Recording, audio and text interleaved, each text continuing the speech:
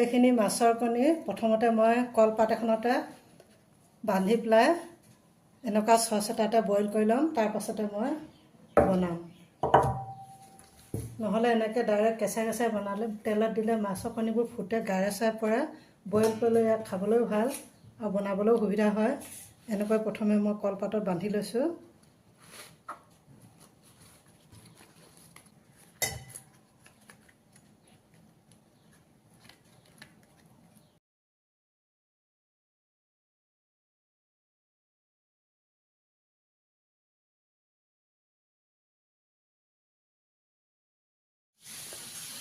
মোৰ মাছৰ কণীখিনি বইল কৰা হৈ গ'ল। এতিয়া মই এইখিনি টুকুৰা টুকুৰাকৈ কাটি ল'লোঁ।